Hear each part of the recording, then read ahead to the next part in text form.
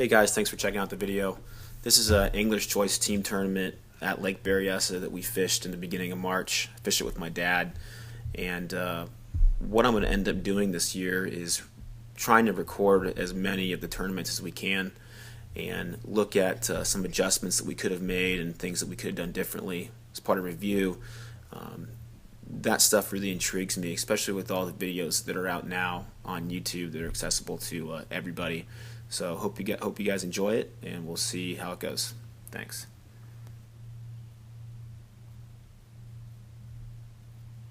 The game plan was, and you'll see it in the first couple clips, was to throw big baits in the morning and cover as much ground as we can. My background on this lake is that I suck on this lake, and that's the honest truth. Cannot figure out how to catch the big ones consistently here. So it was the game plan was run points, big baits, and see what we can't get rolling in the first couple hours of the day.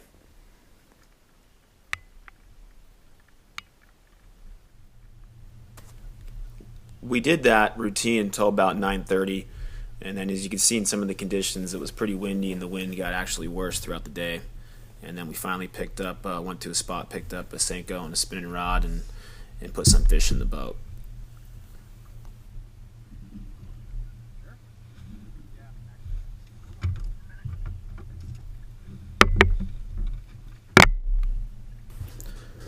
Now, as you can see, these fish that we're catching, the first couple at least, not very good quality fish, especially with the conditions being out that we have today with the overcast and the wind and the recent history on this lake where it takes really good weight during these stormy conditions. I'm talking anywhere of upwards of 20, 25, even 28, 30 pounds in stormy conditions like this to win. These fish aren't really going to help us. In my pre-fish, I had found some nice ones on these spots. Nice ones for me. I'm talking 3.5 pounders, and I thought those would be good limit fish to back up.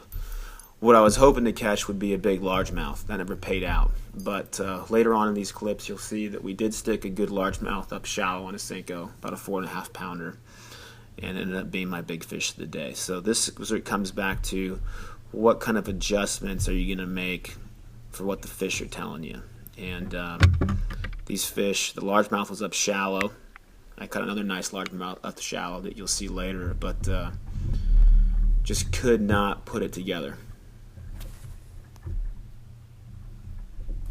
After that largemouth, we worked that area over for about another half hour with no more bites. Then we continued to run points. This spot was caught on an Alabama rig, and it was just not the right quality of fish that you're looking for on a bait like that.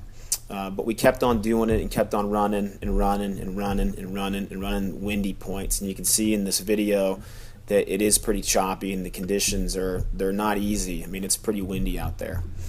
You will see a picture of a largemouth that didn't have the camera running at the time, but it's about a 3-pounder that I caught cranking up shallow.